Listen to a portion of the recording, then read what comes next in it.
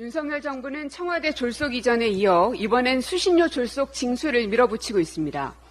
청와대 이전 당시 많은 국민들은 예산 낭비와 보안상의 문제점들을 지적하며 준비의 중요성을 요구했지만 윤 대통령은 단 하루도 청와대에서 잘 수 없다며 청와대를 나와버렸습니다. 결국 이전한 용산 대통령실은 하늘길이 뚫리고 도청을 당하는 위험한 상황에 직면했고 이제는 세금 먹는 하마가 돼버렸습니다. 오늘 오후 방통위는 KBS의 수신료 분리징수를 위한 시행령 개정 논의를 한다고 합니다.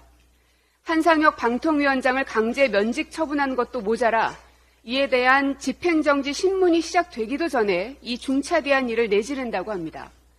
상위법과 충돌하는 기형적 상황이 예견되어 있음에도 아나무인입니다.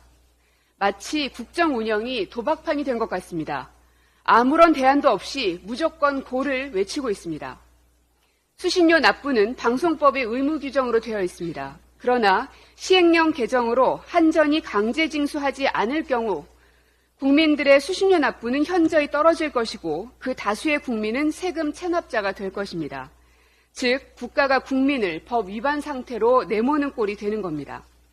또한 수신료 분리징수를 하게 되면 5천억가량의 재원 부족 상태가 발생할 것으로 추산됩니다. 그렇다면 공영방송을 아예 없애는 게 아닌 한 그 부족한 재원을 국가가 마련해야 하는데 어떻게 마련할 것입니까? 대안이 있습니까? KBS 스스로 돈을 벌게 하려면 KBS 일의 광고를 전면 허용해야 할 겁니다.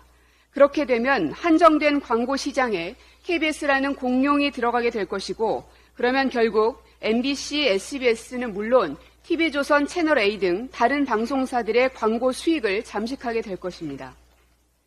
수신료는 단지 KBS만의 문제가 아닙니다.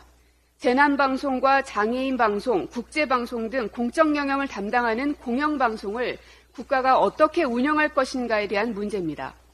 땡윤 뉴스나 하라고 정권 찬양이나 하라고 공영방송이 있는 게 아닙니다. 땡윤 뉴스를 듣고 싶다면 평소 즐겨 듣는 보수 유튜버를 보시면 됩니다.